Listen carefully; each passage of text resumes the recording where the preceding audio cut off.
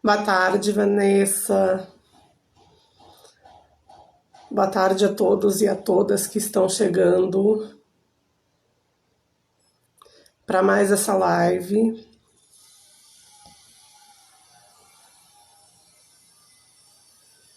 Obrigada, Vanessa.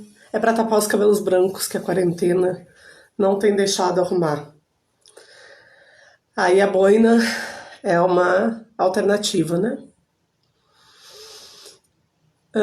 Vamos esperar, a Eliana me falou que já estava aguardando, vamos esperar ela entrar e chegarem mais algumas pessoas para a gente poder começar essa live. Desde já, então, novamente, quem está chegando aqui, sejam todos bem-vindos e bem-vindas.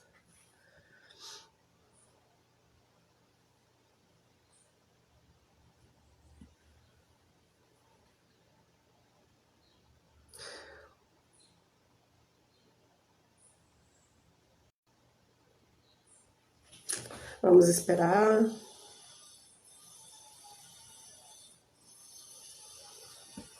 Aqui que as pessoas entrem, que a Eliana chegue.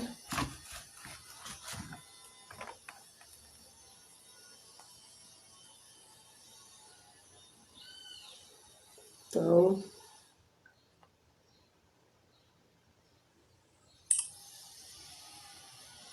Tamara, bem-vinda.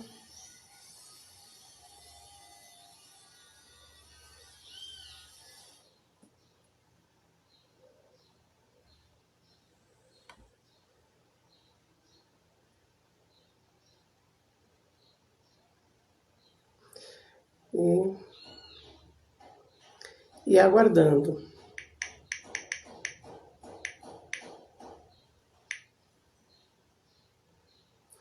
Ricardo Vidal, maridão. Está por aí também. Vamos aguardar ansiosamente a convidada de hoje, que é essa grande escritora e jornalista Eliana Alves Cruz. E tenhamos paciência, porque vai ser legal.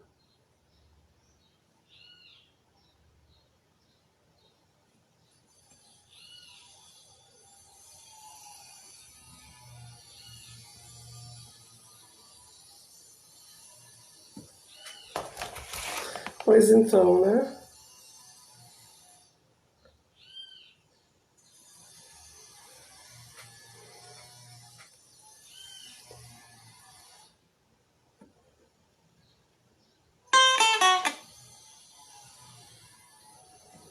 Vamos ver, gente, aqui.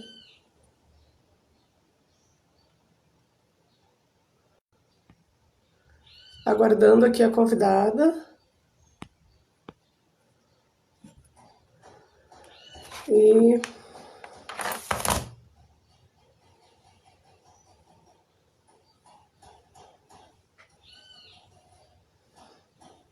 estar em dois lugares ao mesmo tempo faz parte.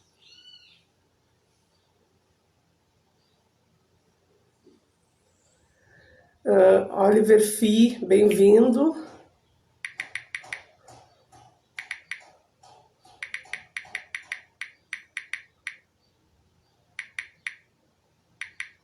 Eliana acabou de entrar, já já eu vou chamar. Já mandou aqui a...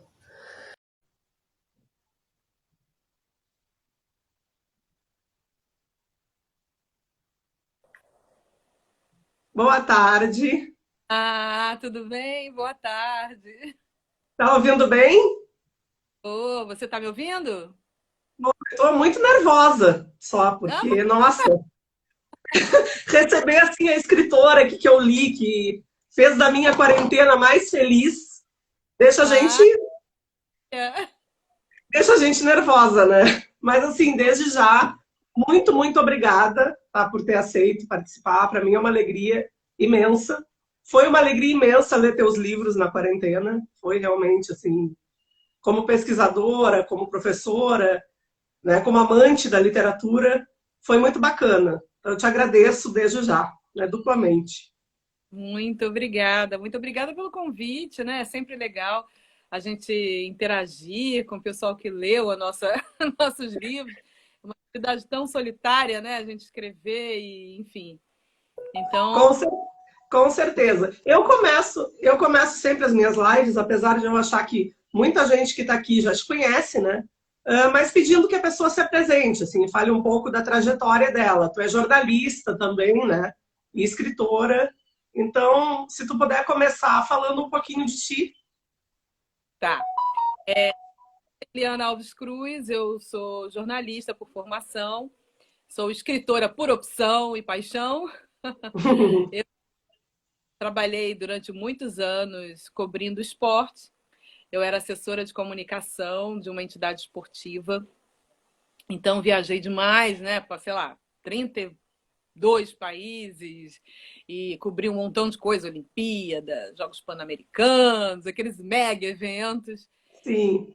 E entrei na literatura, né? Comecei a escrever literatura com um romance chamado Água de Barrela, que é uma história romanceada de uma parte da minha família, a parte paterna, né? Da minha avó paterna. Então é uma saga que cobre um espaço de 170 anos, que começa na África, quando eles vêm escravizados para cá, e termina em 2015, o ano que eu terminei de escrever o livro. Foi uma aventura maravilhosa escrever esse livro. Eu acho que minha vida é antes e depois dele. E agora está aí, né? Muita gente já leu, muita gente já opinou, muita gente já se emocionou. Depois Eu me eu parti para o emocionei crime, demais. depois eu parti para o crime do Cais do Valongo. E agora lancei essa semana esse aqui, que é o Nada Digo de Ti, E Quem Te Não que eu até Vejo. falei para ti que eu não tinha conseguido comprar, agora eu consegui pela Amazon, já estou ansiosa. Isso. Então, esses dois últimos são ficção, né? Embora sempre tenha algum fato, algum personagem que realmente existiu. Meus livros têm essa característica, né? Eu sempre pego alguém. O Água de Barrela, sei lá, 70% do livro existiu realmente, né? Ou mais. Caso Longo tem algumas figuras históricas que sim, e esse aqui também, e tem alguns personagens inspirados em pessoas que existiram. Sim. Não, tu já começou falando dos livros, né? O Água de Barrela, assim, foi o primeiro que eu li. E como pesquisadora das literaturas africanas e afro-brasileira, muita coisa me chamou a atenção. Mas, assim, primeiro, eu acho que ele é um livro que é um soco no estômago, se a gente pode dizer assim. Tem momentos que eu chorava, tem momentos que eu ria, tem momentos que eu ficava, assim, agoniada. E eu, como eu te falei, né? Eu li em 4 dias, dando os intervalos que a gente tem que para parar, para fazer comida, não sei o quê, mas meu marido, que está aí assistindo, que também é autor, ficou até meio. Oh, tu não sai aí desse livro, porque eu não conseguia parar de ler. No primeiro dia foram 113 páginas já, assim, eu devorei o livro. Então, e outra coisa, Eliana, que me chamou muito a atenção, claro, tem muitas questões que eu anotei aqui, coisas de professora de literatura mesmo, né? Mas o que me chamou a atenção foi a questão de sair de Moçambique justamente para a Bahia, porque eu moro na Bahia. Eu sou gaúcha, mas vim fazer o meu pós-doutorado aqui em Alagoinhas, conheci um aluno e me casei com ele. Né? Casei com um aluno, que é o meu marido atualmente. Então, assim, e moro em Valença, que é relativamente próximo ao recôncavo baiano. Então, para mim, também teve essa questão na minha leitura que quando tu conhece os lugares, né, parece que a leitura é um pouco diferente. Mas Sim, enfim, eu acho que o primeiro que eu digo é isso, o livro é um soco no estômago, e eu acho que é um soco no estômago muito necessário, que todo mundo precisa ler. pois é. O Água de Barrela é um livro assim que para mim foi um prazer escrever, mas também foi um sofrimento. Não é Imagina. fácil a gente encarar determinadas realidades, não é fácil a gente olhar para o passado. E principalmente se esse passado diz respeito a pessoas que você conheceu, que são seus antepassados, seus avós, seus bisavós, né? É uma ascendência muito próxima. Eu convivi com a minha bisavó, Damiana, que é a personagem do Sim, livro. Eu convivi com a avó Celina, né? Eu não conheci da Marta para trás. Então, mas mesmo assim, eram personagens muito frequentes nas histórias que elas me contavam. né? Então, foi realmente muito chocante essa pesquisa, esse mergulho. Eu passei 6 anos pesquisando para esse livro.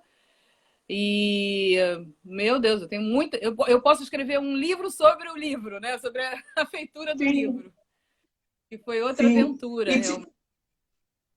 e tinha uma ideia de uma continuação desse livro, né? Eu li alguma coisa na internet, eu não sei se eu li bem, de fazer uma continuação, mas que não veio por conta da pandemia. Por esses dias eu relembrei uma postagem que eu fiz ano passado, que a minha ideia era, em 2021, ano que vem, postar a Foi sequência que eu... dele. Isso, Mas isso. preciso ir à Bahia, eu preciso estar aí para pesquisar algumas coisas e, enfim, aí tudo se precipitou e não deu. Então isso vai ficar. E aí veio o Nada Digo de Ti, enfim, ainda tem um tempinho aí para trabalhar com ele. Então vou fazer com mais calma e lá para, sei lá, metade de 2021 deve sair o outro, ou 22, acho que 22, 21 não. Lá para Uhum. 22 já.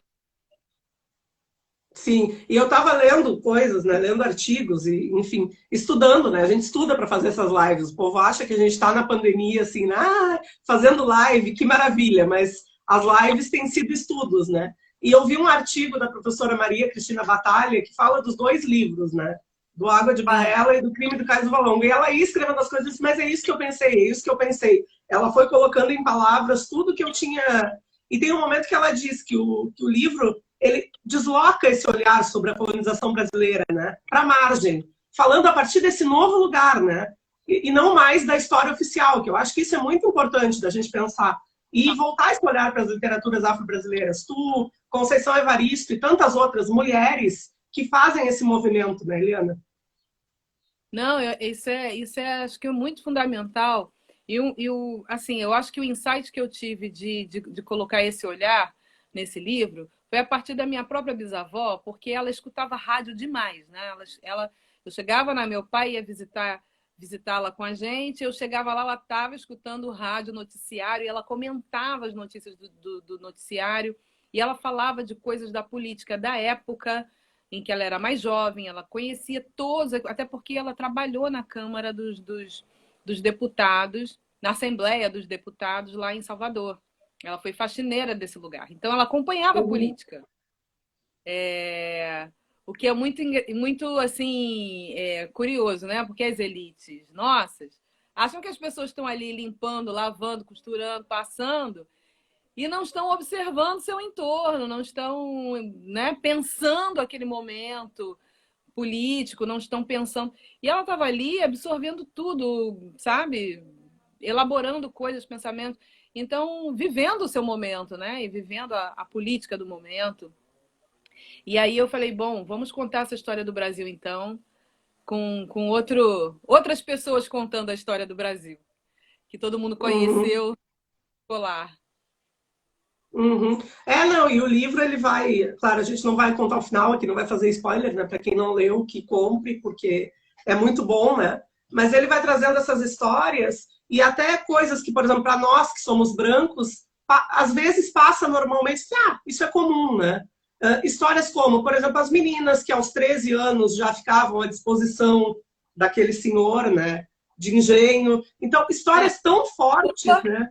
menstruou tá na roda, né? Menstruou tá na roda. Pois é.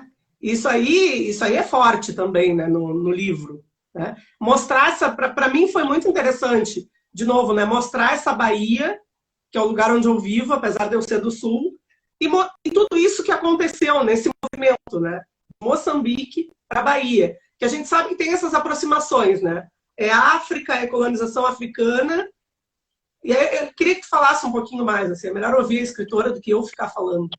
Então, o Água de Barrela, ele na verdade ele fala do oeste africano, né? Que é ali Uhum. o que hoje é o Togo, o Benin e a Nigéria. Ah, Então, saiu dali, daquele Golfo do Benin, para a Bahia, que é o último fluxo de escravizados, né? Para o Brasil. Tem aquele livro do Pierre Verger, que é o Fluxo e Refluxo, né? O último fluxo sim. foi por isso que está mais vivo na memória da gente a questão iorubá, né? E todo o panteão de deuses e entidades iorubanas. Agora, o crime do Caju-Valongo é que se passa em Moçambique. Ah, sim, desculpa, então eu confundi, é porque eu li os dois muito próximos. Que a parte de África é Moçambique. E aí mergulhar nessas culturas todas é primeiro, né? A gente tirar a África dessa massa que a educação coloca na nossa cabeça, desse bloco único, a África como um país, único lugar, e como se não fossem 54 nações, com milhares e milhares de idiomas, um monte de crenças, enfim, né? Diversidade humana. E também reconhecer no nosso dia a dia e na nossa cultura o que a gente tem desses lugares, o que a gente guardou na nossa formação, que é muita coisa, né? É muito Principalmente, mais do que a gente possa imaginar e perceber. e eu acho que a gente encontra aí muito forte a questão do racismo, né? Eu já te vi falando sobre isso em outras lives. Quer dizer, o racismo ele não surgiu hoje, ele já veio com a colonização, né? O colonizador já veio colocando nos seus lugares. Os negros eram escravizados, os negros eram na margem, os brancos que detinham o poder, né? Então, tem muitas questões, como Imagina, ninguém domina, né? Sem diminuir. Você precisa retirar uhum, a humanidade daquele grupo ali, animalizar aquele grupo para poder dominar. Então, óbvio, uhum, né?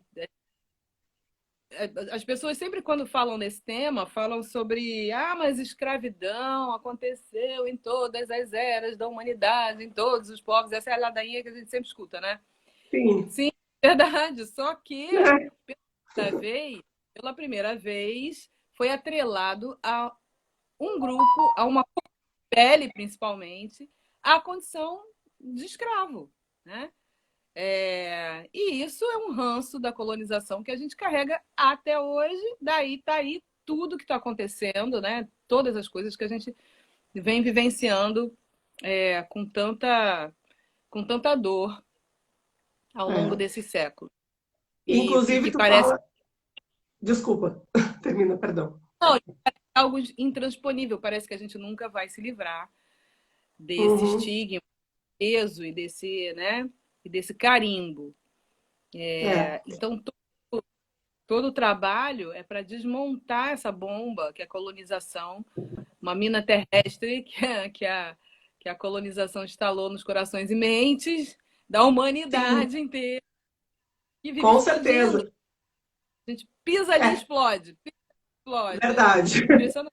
E traz também muito a questão, né, Eliana, dessa própria essa escravidão, e aí em algum momento diz assim, houve a libertação dos escravos, mas não foram libertados, né?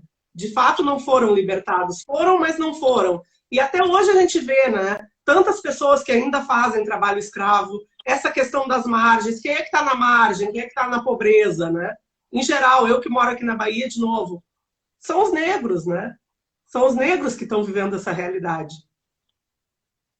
E o A livro, gente, o Brasil um modus operandi muito sui generis em tudo dele, né? O Brasil tem uma coisa assim, mudar para que não mude nada. Então a gente repara, né? As coisas no Brasil mudam para que continuem a mesma coisa. Então o que sim, aconteceu com a escravidão foi exatamente isso. As coisas mudaram para não mudar, né? Elas mudaram porque não tinha jeito.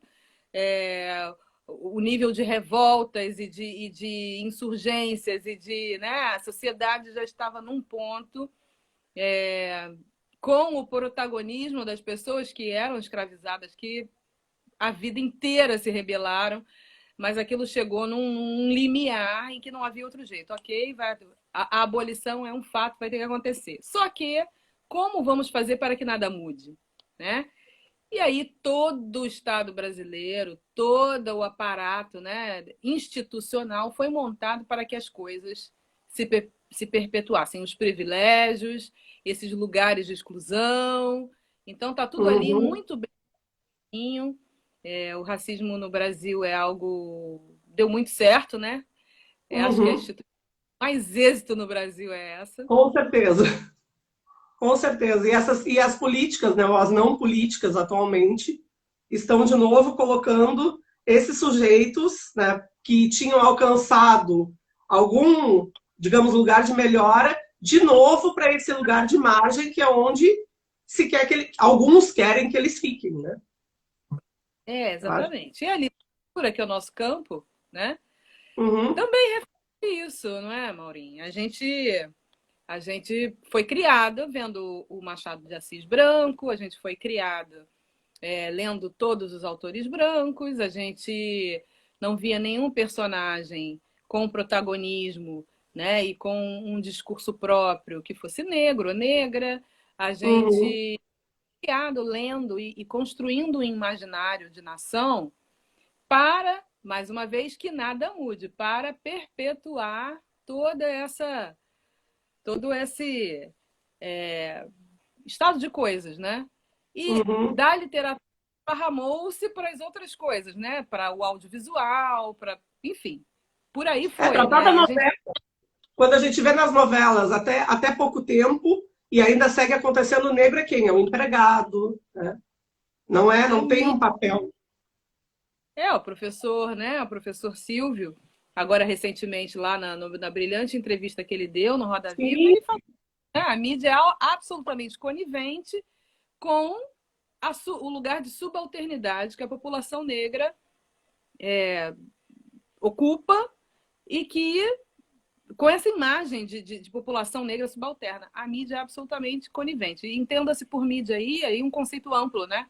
É cinema, é publicidade, é internet, todos os Sim. meios pelos quais a gente se comunica, comunicam essa Uhum. mensagem, né? De É que os mídia, não a mídia com I, é a mídia com E, né? Quer dizer, é aquela que abarca todas todos esses que tu falaste, cinema, né? Televisão, jornal, internet. exatamente, Eu acho. exatamente.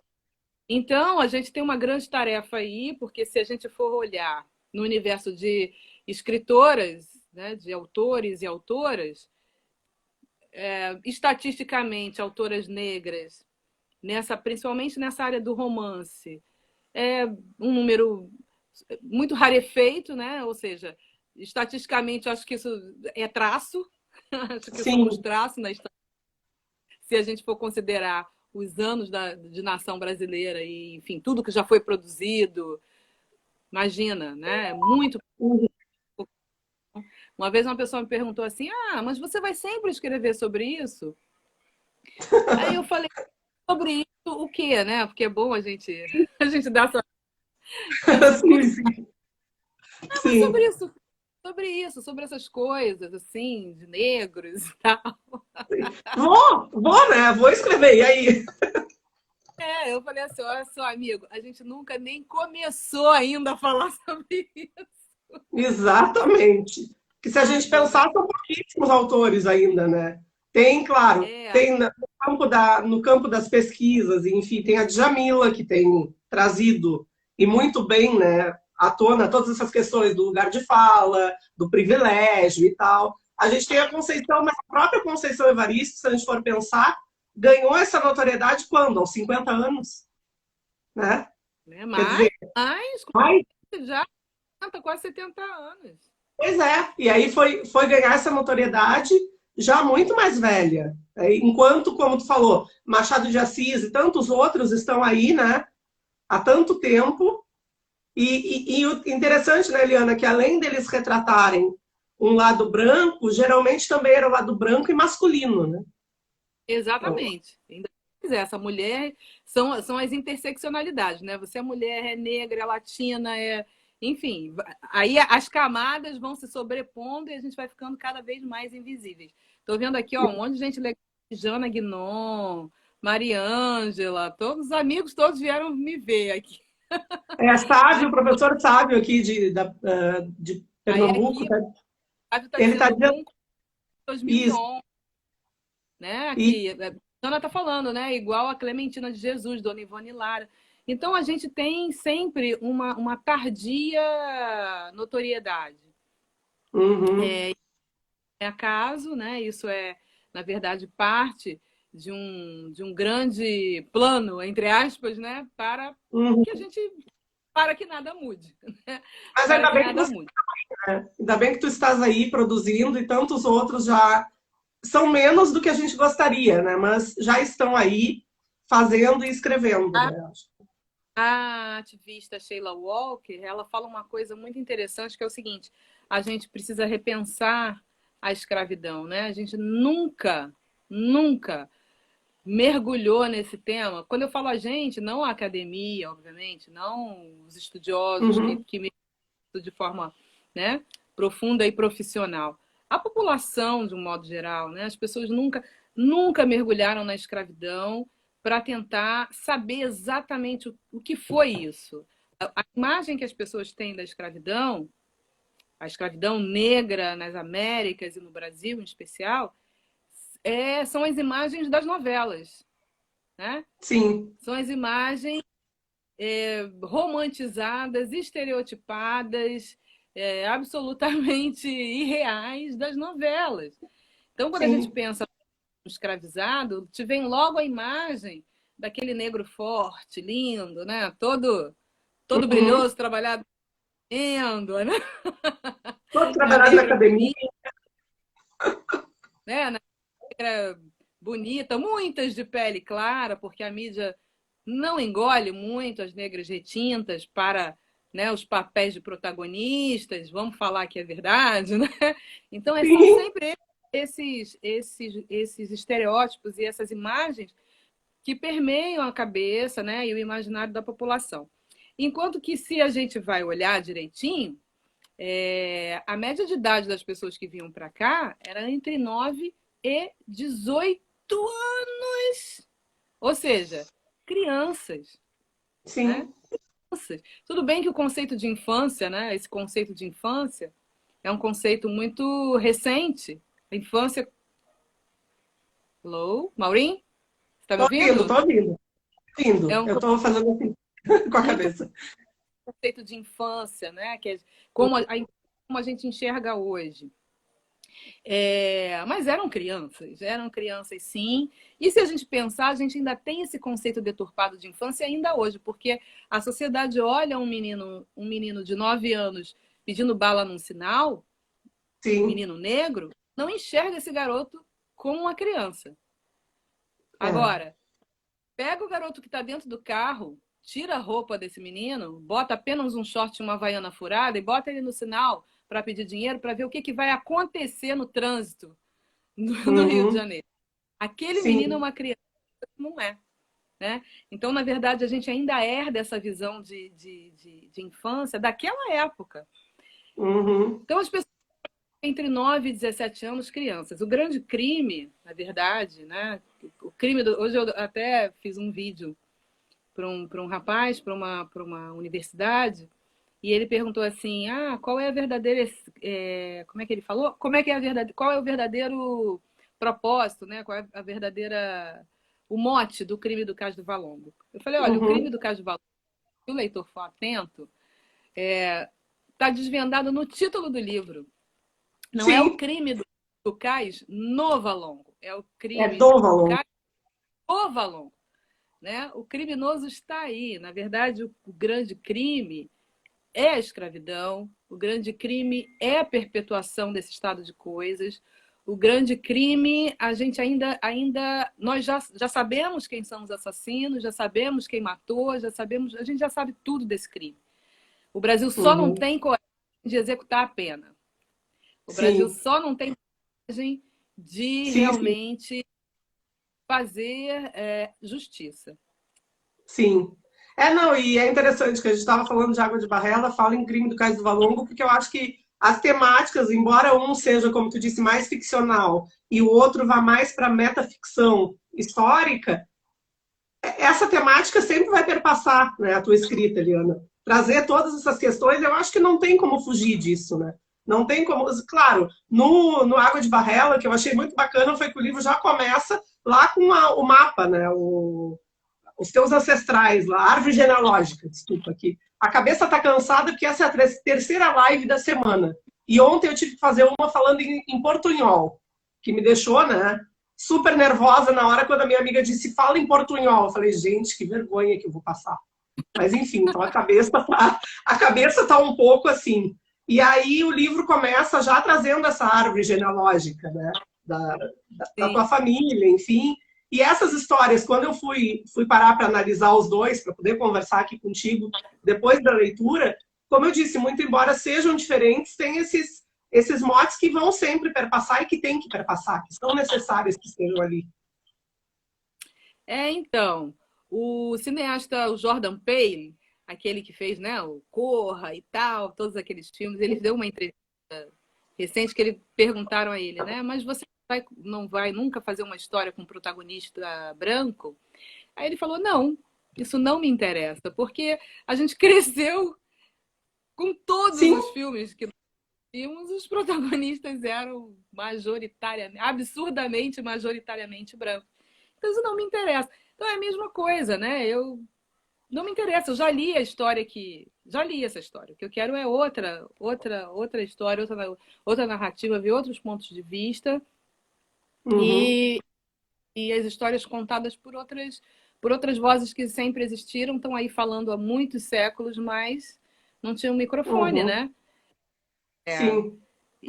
E isso é o que me interessa. Essa questão da árvore genealógica, eu fiquei relutando para botar no livro, sabe? Fiquei pensando, porque a árvore genealógica é uma coisa muito europeia, né? Muito eurocêntrica.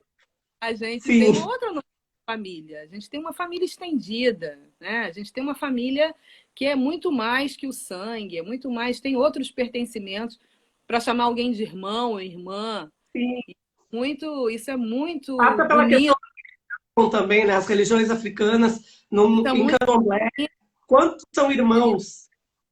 Isso é muito bonito das religiões de matriz, das nossas religiões e do nosso eu me lembro na casa da minha avó, né, que está no livro, a Celina, minha avó, todo mundo chama ela baiana, né? Então morava aqui no Rio, todo mundo chamava ela de Mainha. E tem pessoas que até recentemente, ela já há anos e anos de morta, que foram descobrir que o nome dela era Celina por causa do livro, porque todo mundo chamava.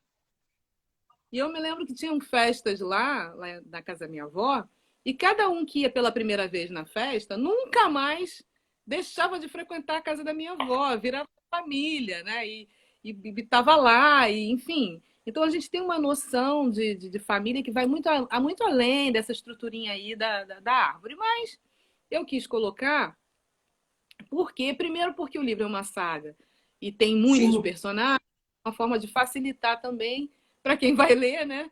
Na hora de quem é fulano, voltar lá e ver. E outra para o seguinte, a gente é fruto de um elo, uma enorme corrente. Mesmo que a gente não conheça os nossos passados, mesmo que você não saiba quem foi seu pai, sua mãe, seu avô, sua avó, sua bisavó, você é fruto deles. Querendo você. Com certeza. Querendo você ou não. E a ausência dessas pessoas é presença na vida de muita gente. Né? A ausência é presença. A ausência é uma lacuna que impacta em toda a vida de todo mundo. Não me digam que não. Né? Eu acho que a grande questão para a população negra é preencher essas lacunas, seja com informação própria da própria vida, né? E eu fico muito orgulhosa porque a partir desse livro muitas pessoas foram buscar suas origens e descobriram, pelo menos alguma coisa descobriram, o que é incrível, acho que não tem pagamento maior, porque acho que nada paga isso de alguém ser do passado por intermédio de algo que você escreveu, né? Que você... Com certeza. Outras pessoas adotaram a minha família como delas, né? Que é aquele que falou. Eu tenho umas cartinhas, assim, umas mensagens lindas. Assim, não, agora não adianta. Sua avó é minha avó, seu avô é meu avô, seu pai é meu pai. É um pouco também do comportamento das pessoas aqui na Bahia, né? Desse calor, dessa receptividade que é própria daqui. Né? Quando eu que estou morando aqui há esse tempo, posso te dizer, né? E eu estou falando mais assim do Água de Barrela, não que eu não tenha lido o Cais do Valongo, eu li, mas o Água de Barrela me tocou muito. O outro tocou também, mas eu acho que o Água de Barrela traz muitas questões aí para a gente falar, né? Traz muitas discussões interessantes e que precisam ser colocadas. E logo que eu comecei o livro, já me chamou a atenção a nota, né? Nota da autora. Aí, se tu me permitires, eu vou ler aqui, senão não houver problema. Posso ler? Pode, claro. Aí a nota da autora diz o seguinte: não queremos mais aquilo que embranquece a negra maneira de ser. Não queremos mais o lento e constante apagamento da cor de terra, molhada, suada, encantada. Queremos os remendos dos panos, nas tramas dos anos, sofridos, amados, e, acima de tudo, apaixonadamente vividos. Eu acho que isso já apresenta o livro todo, né? E resume um pouco. Depois que a gente lê todo o livro e volta aqui, vê cada partezinha do livro nessa nota da autora. Pelo menos foi o que me pareceu. E essa nota foi... Esse livro ele foi o prêmio da Fundação Palmares, né? O livro do concurso de literatura. O prêmio Oliveira Silveira. E tinha uma banca examinadora. E aí a banca fez com todas as pessoas premiadas, o meu foi o primeiro lugar, e tiveram outras 4 obras premiadas. Eu me lembro que nessa reunião eles separaram os autores em grupos, né, para discutir a obra e ver se ela precisa de alguma coisa, alguma mexida e tal. E eu me lembro que a minha banca, né, eu fiquei com a poeta Lívia Natália, aí da Bahia, e eu, grandíssima amiga, uma maravilhosa, talentosa, sou apaixonada pelos livros dela, pelas poesias dela, do que ela escreve. Lívia Natália. E aí eu tinha escrito toda uma introdução, né, e falando sobre, enfim, o racismo e, enfim, o apagamento e não sei o que. Ela falou assim, joga isso tudo fora. Nada disso aqui, nada disso. Você tem todo o direito de mergulhar no seu sentimento. É um livro que fala da sua família, é um livro que fala sobre suas pais, principalmente as mulheres. Tem passagens aqui muito, muito fortes, muito poderosas.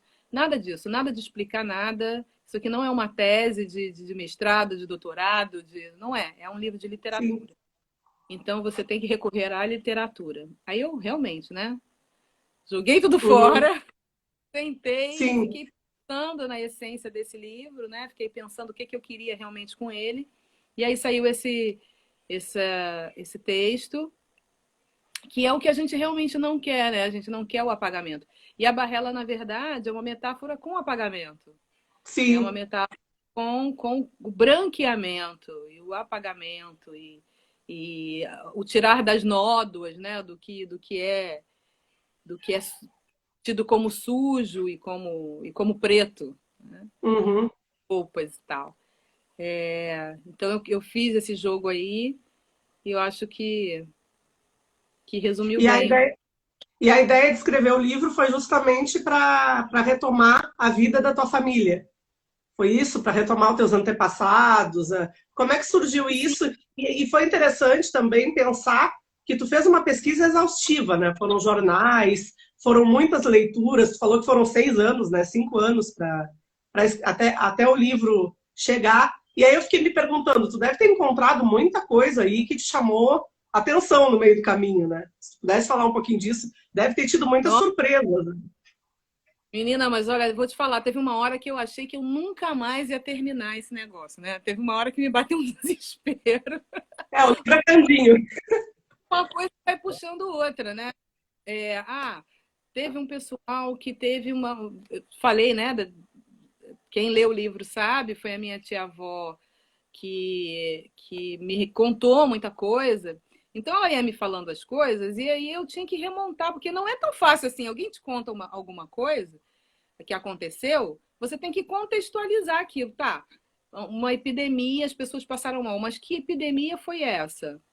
Que doença foi essa? Quais são os sintomas dessa doença? Como é que a população lidava com essa doença?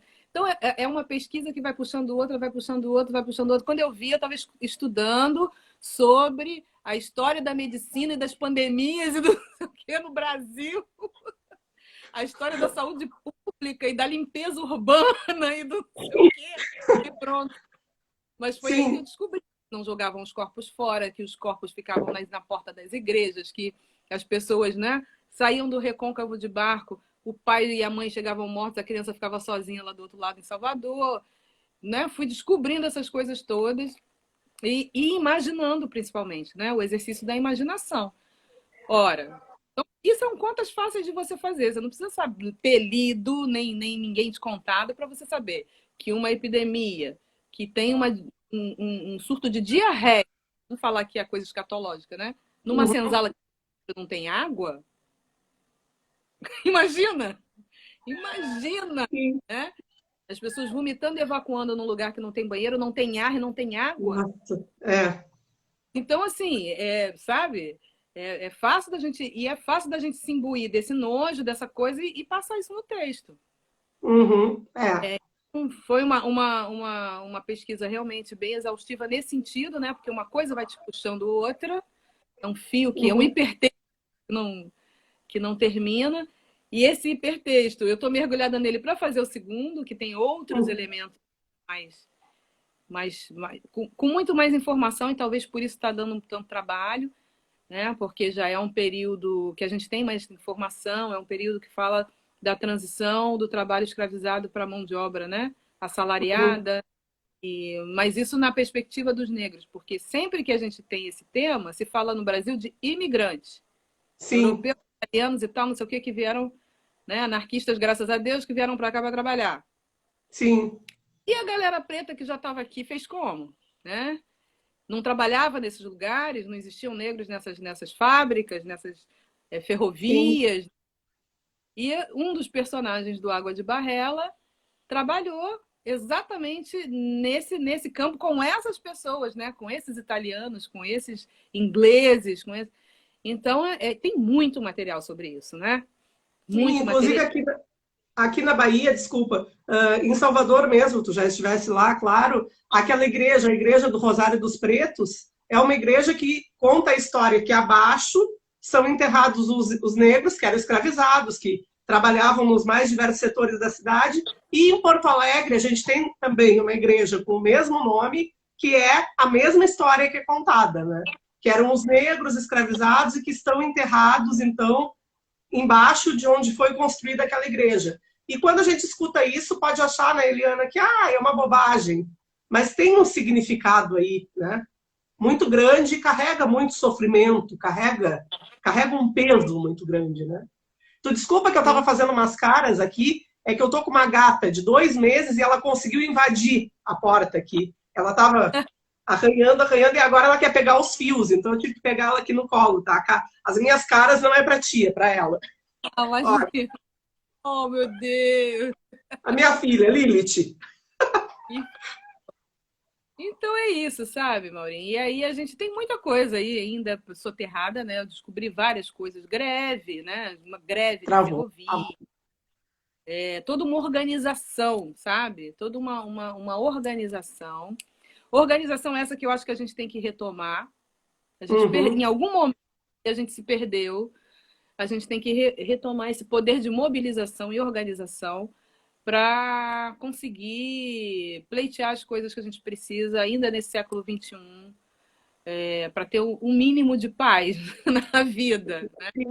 A gente costuma ficar que no Brasil a gente não tem um minuto de sossego, e não tem mesmo. Né? Todo dia que a gente acorda tem um negócio novo. Teve aquele menino João Paulo, né? E são tantos meninos. E são tantos meninos e meninas todo dia, né? Exatamente. Meu marido está dizendo que, Maria, Lilith conseguiu essa proeza, porque ela conseguiu abrir a porta e entrar. Agora eu acho que ele veio aqui pegar. Conseguiu, ó, tá aqui. Lilith é um nome lindo, né? Mas é isso, eu acho que aí, daqui a pouco vai acabar, então, né, ainda tem um tempinho. Eu queria, para tu não achar que eu quis falar só do Água de Barrela, eu queria falar um pouquinho também, tu já falou, do crime do Cais do Valongo, né? A ideia dessa live foi também para as pessoas poderem conhecer a tua... E eu também, né? A live foi um mote indicado pela Tereza, pela professora Tereza Salgado, teu nome, e aí que eu fui atrás dos teus livros e tive o grande prazer de conhecer a tua literatura, né? E aí dá para perceber o crime do Cais do Valongo como, assim, uma obra importantíssima para a gente entender a cultura brasileira, né? Assim como Água de Barrela. Aí eu queria que tu falasse assim, um pouquinho... como é que surgiu a ideia de escrever esse livro, a importância desse livro para ti. E se as pessoas tiverem questões, elas também podem colocar aí, que a gente faz. Vou dar um alô pro André Brasil, que está aqui, que é um super atleta, um cara que eu adoro. O pessoal da Livraria Não Bento está aqui também. Bem-vindo, André. Obrigada pelo prestígio. Então, Crime do Caso Valongo, né? A gente já falou um pouquinho dele. Eu falei do André, né? Quando eu estava trabalhando ainda com a natação, lá com o esporte, estava acompanhando tudo das mudanças da cidade, né? Por conta da Olimpíada e tal. Pede para a Eliana falar um pouquinho do livro novo, ó. E aí eu vi, né? Eu fiquei acompanhando quando as obras ali naquela região portuária. Várias tretas, várias questões ali, porque ali é um lugar de memória sensível, tem esse conceito na história, né? Locais de memória sensível, lugar de memória sensibilíssima, a gente pode dizer assim, né? Por ali, muita gente entrou, escravizada, entre 500 mil e 1 milhão de pessoas entraram no Brasil para construir, porque essas pessoas, a grande parte dessas pessoas, se eu não me engano, a maioria não ficou no Rio de Janeiro, foi Brasil para dentro, né? Foi para a mineração, que é o tema do novo livro, a escravização na mineração. Foi para Minas, foi para São Paulo, porque na época era tudo São Paulo, né? Minas separou de São Paulo um tempo depois, enfim. E aí a gente tem esse lugar ali. Aqueles objetos começaram a sair da terra. E eu fiquei louca, eu falei, meu Deus, né? Uma cápsula do tempo, porque é uma cápsula do tempo. Sim. Certinho, né? Em 1811, sempre falo isso, né? Que em 1811 o cais foi erguido, em 1911 ele foi apagado, foi ali sepultado pela uma dessas milhares de obras da prefeitura, e em 2011 ele reapareceu. Reapareceu com ele todas as questões, né? Aí acharam cachimbo, acharam contas de fio de contas, acharam jogos, né? Dadinhos, coisas de jogos, pedacinhos de... E aqueles fragmentos, eu fiquei viajando ali, né? Naquela matéria, falei, meu Deus, quem será que fumou esse cachimbo? Quem será que vestiu esse colar? Quem é que... E tinha um brinco, que era um brinco de meia-lua, um brinco de ouro. E eu fiquei... E aí, né? Que era muito usado por pessoas que vieram de Moçambique, que é o quarto crescente do Islã, né? E principalmente homens. E aquilo me deu um plim, tem uma história aí, né? Sabe aquela coisa que te acende? Sim. E aí eu fui atrás, fui pesquisar, fui parar ali no Departamento de Arqueologia da UERJ. Janeiro, calor de matar, não tinha ninguém na UERJ, todo mundo de férias, e eu enchendo o saco do pessoal da arqueologia da UERJ lá. Queria saber como era a explicação, como é que não era, como é que achava, como é que não achava, onde é que estavam esses objetos, né? E fui lá, e aí comecei a escrever, né? E fui pesquisar Moçambique, que é um lugar que o Rio de Janeiro todo descende. Os pretos do Rio de Janeiro, pretos do Rio de Janeiro, podem investigar que vocês têm Moçambique aí no sangue e tal. Eu sou baiana na ancestralidade, né? Pai, mãe, avós, bisavós. Mas Moçambique está aqui. E aí a gente não sabe nada, né, sobre Moçambique. E fui lá pesquisar, ler, perguntar. Fiz um curso no cemitério ali no Instituto dos Pretos Novos, que é onde funciona o cemitério dos Pretos Novos, funcionava, né? Que é um lugar também muito impressionante. Todo brasileiro tinha que visitar aquele lugar, que era tipo um lixão, onde se jogavam... Que parte do Rio fica? Valongo. Na verdade, resumidamente, no cais mesmo. Valongo era um grande complexo escravagista. As pessoas chegavam no porto e iam para as quarentenas, né? Tinha umas casas especializadas para as pessoas passarem um período de quarentena. E aí quem tivesse muito doente ou tivesse morto, era enterrado nesse cemitério que é chamado de Pretos Novos, que era um lugar que tinha o tamanho mais ou menos de um campo de futebol e que as pessoas iam sendo soterradas ali. À medida que ia superlotando, eles iam queimando os corpos, iam botando mais gente, a flor da terra. Só que, junto com esses corpos, as pessoas jogavam ali osso de animal. Era o grande lixão, né? Um grande lixão. Uhum. E isso é muito doloroso, né? Para ver o quanto não valiam nada aquelas pessoas, aquelas vidas. Então, hoje é um instituto, esse lugar, né? A dona de uma casa que foi erguida ali em cima achou ossadas embaixo, e quando foi pesquisar era o cemitério. Então, lá hoje funciona um instituto chamado Instituto Pretos Novos. Eles fizeram lá um seminário sobre Moçambique. Eu Uhum. fui lá com esse curso, fui lá aprender, fui lá, enfim, né? Para poder escrever. Porque é isso, eu acho que é Uhum. uma realidade, tudo que a gente escreve, por mais que seja ficção, né? A gente tem que ter isso também, né? Tem que ter isso na cabeça. Sim, Como a sim, Lívia Natália, não é uma tese de mestrado, doutorado, de história, não, não, não. É um livro de ficção, é literatura. Mas é uma sim. literatura que resgata muita coisa. Então, é uma literatura que tem uma responsabilidade histórica. Uhum. Eu preciso, para poder criar em cima, eu preciso aprender sobre. Né?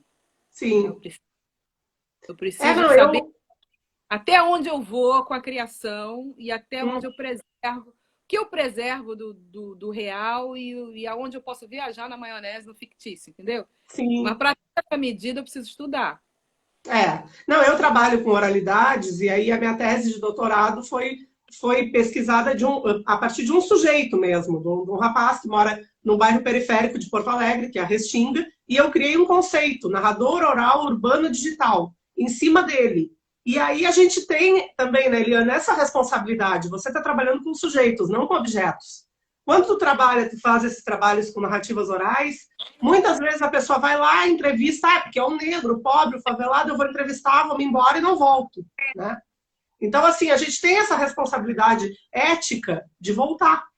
Dada a proporção, eu te entendo, claro, o teu caso, como diz a Lívia Natália, é ficção, não é uma tese de doutorado e tal, mas a gente tem essa responsabilidade com esses sujeitos, né? Eu entendo assim. E a gente Não, está aqui, pode falar. não, fala, termina. Não, é que a gente está aqui com 7 minutos. Aí depois, eu não sei se tu quer que a gente Fala. desligue e volte para tu falar sobre o último livro, ou se tu quer. Eu tô por ti. Não, por mim, vamos fazer o seguinte, encerra e volta, porque senão vai cortar no meio, as pessoas vão ficar, então, como Pronto, a então gente a gente encerra e volta, tá? Eu vou fechar aqui, toma uma tá, aguinha que eu vou ficar no IGTV e volto aí nos 2 minutinhos no máximo, tá bom? Voltamos já já. Vou encerrar aqui.